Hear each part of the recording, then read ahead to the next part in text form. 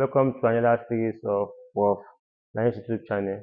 So in today's video, we'll be discussing the last part of Part 206, and we'll discuss two topics today. So the topics are going to be primitive accumulation of capital, and also what is the other one? Nigeria economy. Okay.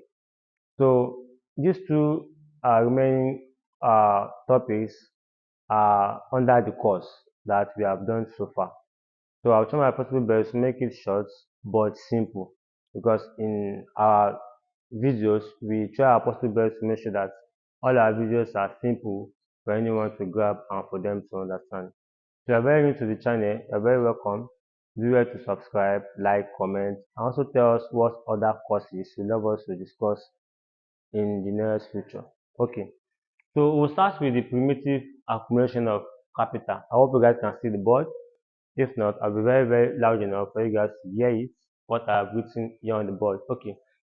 When the word here primitive means ancient, and accumulation just simply means generation, like trying to double things or trying to make sure that things are enough either for oneself or for a lot of people. I'll talk about capital too in our video that we have done earlier on. So primitive accumulation of capital is the reinvestment of capital into the business.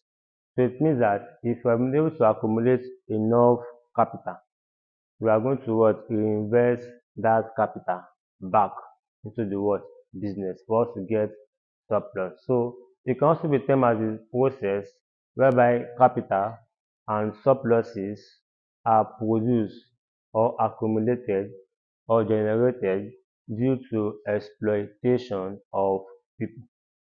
So it means that primitive accumulation of capital can be linked to capitalism. Because in capitalism, this is where private individuals are involved for them to make use of their private initiative to control the means of the economy, and that for them to make profit or make loss.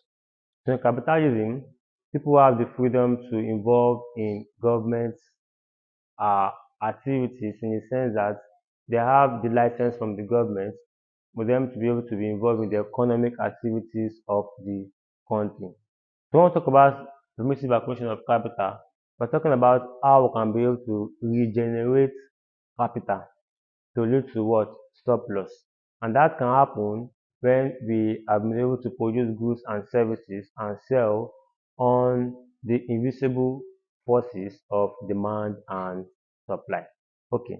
So it means that we can be able to link this topic back to the communal society. And why? Because in this period of time, people are living in equality, and people are living in oneness, whereby they come together and share their goods and services among themselves in the society. But if you could notice in our subsequent video, we talk about the era or mode of production. And one of these areas talk about communal era, feudalism era, we talk about capitalism also, and slave owning era. So this topic can be put under three forms. Now the first of the form is going to be how was capital accumulated. Okay, so in the communal era, we know that people are living in oneness, in unity, in peace, in love and harmony. But when people now discover the stone age or the stone era, the stone was now used to make instruments of war, in the sense that these instruments were used to conquer countries who do not possess these instruments. Instruments like bows, instruments like arrows, and other weapons that were used in fighting against the less dominant country or less powerful country. So it means that capital started accumulating during the period of the Stone Age, where found, stones were found by some certain group of people who in return make use of this stone to produce equipment of war in order to what conquer another state or country. We also have how was capital transformed into commercial goods. Okay, so we know that in the industrial revolution era, that is the era where industries were created for the purpose of turning away from slave trade and for them to focus more on transforming raw materials into what finished goods. So another of its form is that during this period of time, raw materials were used to what produce finished products through the use of what industries. So this time is when the colonial masters and the dominant country, the colonial masters and the colonial countries went to the developing country and started dominating them and getting most of their raw materials for them to what produce finished goods. We also have it in the sense that how was labor different from its production. Now, all business people, all entrepreneurs, all capitalists, they are very, very focused on one thing, for them to what make profits. So their aim is to what make profits. And if their aim is not achieved, they are going to what make loss. And most of the times, for them to be able to make that profits, they will what misuse labor. We can see that people who are working in some companies that are producing products, they are workers in that company, but them themselves, they can't be able to afford that product.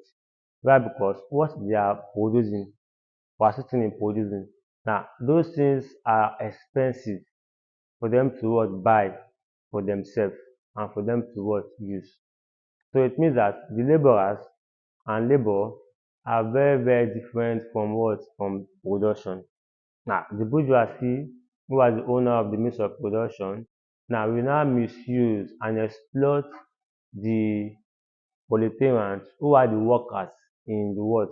Means of production. Take note that when we talk about primitive accumulation of capital, we are referring to how people are exploited or cheated or misused in order for uh, surpluses, profit to be what generated. That was the term as what primitive accumulation of what of capital. So since we have talked about the definition of our topic, we have looked at some of the forms it can able to be. Now we can also look at how these things are manifested in our day-to-day activities. Okay, so we have one of the manifestation as lending institution. So if I need money to pay maybe my school fees and I went ahead and go to a uh microfinance institution and I collected, let's say, 100,000. The 100,000 is the principal amount of money that I borrow from the ones from the bank or from that institution rather. Now, as they are giving me that money, they will put interest for me to pay, okay, within a particular period of time. So let's say if it is 4 months, 5 months, 6 months, I will pay it is either 10% interest or 5% or 8% or 12% or 15%, depending on where I went to collect that particular loan. Now, if that particular period of time has expired and I'm unable to pay that loan, what's going to happen? They will now put additional interest on the profit that I was unable to what pay. So we could see that I end up collecting 100,000, and if I'm paying back, I may end up paying back up to 500,000 if I'm unable to pay on time the money I've collected. So the surplus on that money is going to be worth 400,000. Why? Because since they gave me 100,000, I was unable to pay back on time, and they will keep charging me on the principal amount of money that I collected 100,000 and the interest rates I'm going to pay during the duration of time I collected that money. So it means that I've been charged on the original amount of money that I collected and the interest rates that I'm to pay if I could not pay on time. So you see that I'm not charged more than I could have paid if I paid that money. And these people, the lending institution, are able to gain extra money from that. So one example or manifestation of primitive accumulation of what? Of capital. We also have banks, loans, and grants. Yes, bank is a place where we save our money and other important valuables. It's a place where we keep our properties against theft and other circumstances that will take away our money away from us. That's true, very, very true. Not about in the sense that we go ahead to banks to borrow money. Now, of course, banking loans will attract less uh, charges or interest rates than the lending institution. But during this period of time, for me to collect a huge amount of money as loan, I will have to bring it as a collateral. And if I'm able to pay that money, let's say I put in my house as my collateral, I will what? Lose my house. And my house might be worth more than the money I have received in exchange of what? Of the loan. And if you agree with me now in nowadays that most times, sometimes, banks never send us SMS messages giving us notification on the bank that we are using, maybe debit alert, credit alert, some new year messages, some recent update of the bank.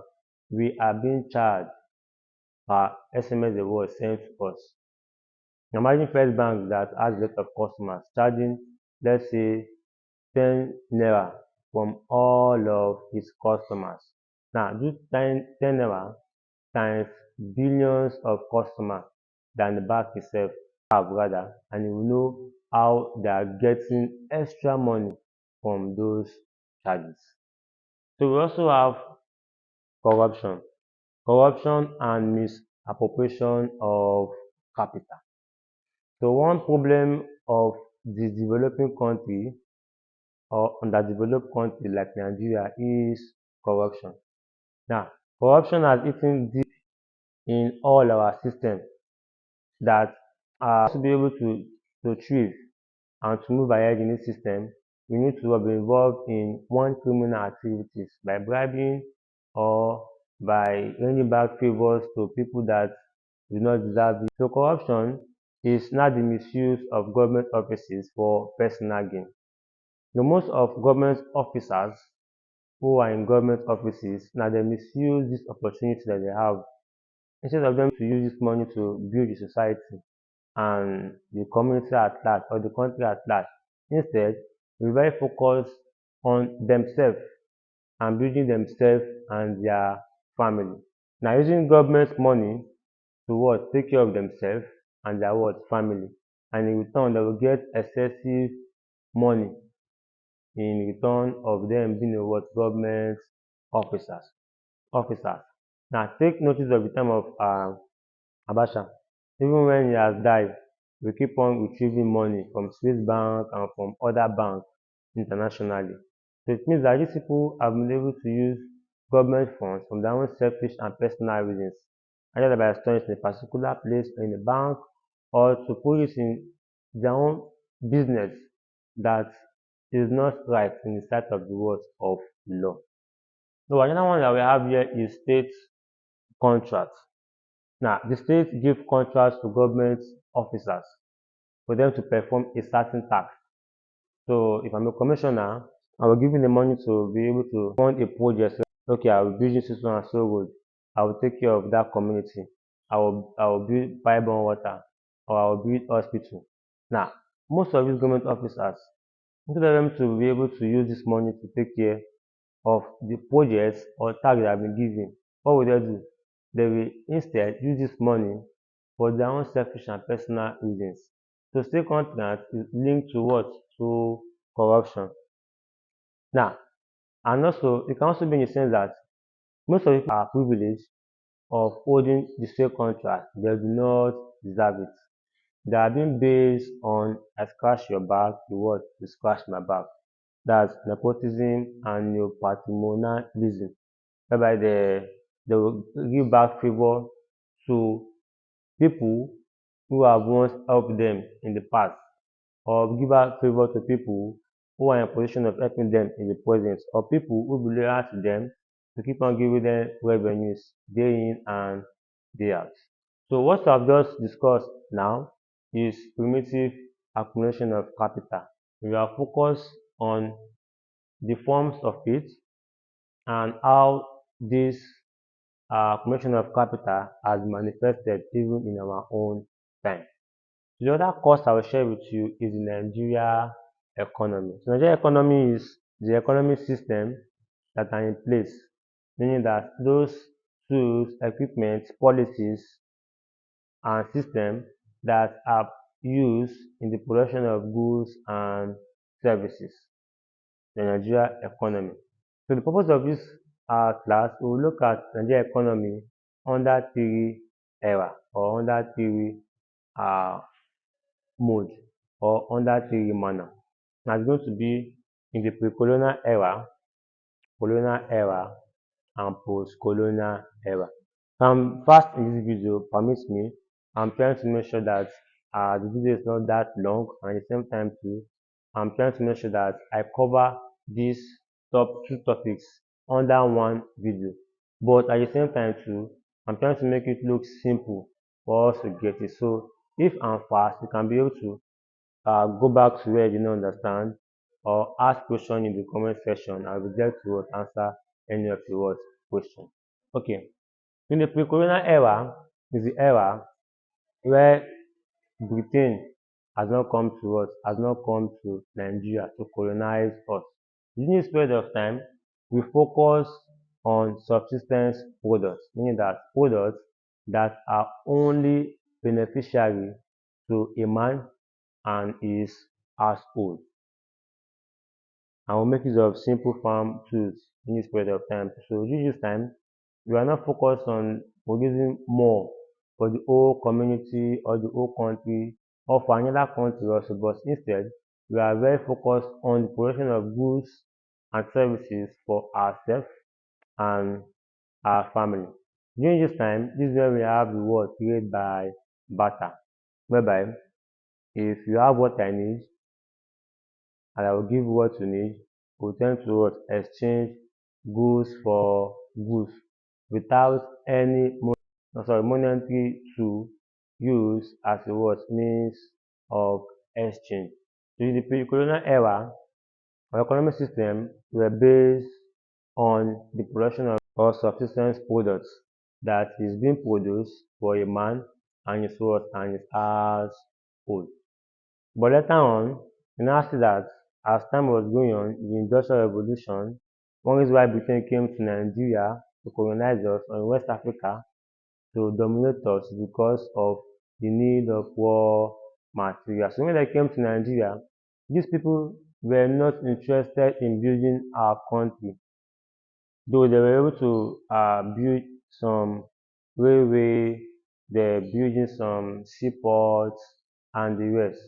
Now all these developments were made for their own selfish interest. And what was that? For them to be able to carry our raw materials and our people as slaves to their own country, for them to use to build, develop their own country.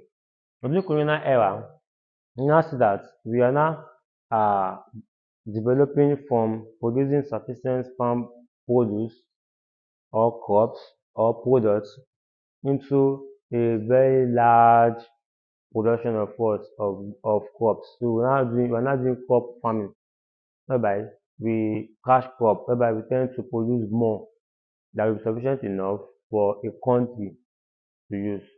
So as we are producing these goods, these products, they were taking it from us to their own country. Then they will use their machine, their industry that they have created and established to put into what is finished products and bring it back to us. So we are using the railway, the train to move the goods, and they're also using the seaports through water to move the goods to their country. That's the area of the colonial era. You also have the post-colonial era. Now this era is after our independence, after we have become free from Britain 1960 and we become a republic in what 1963.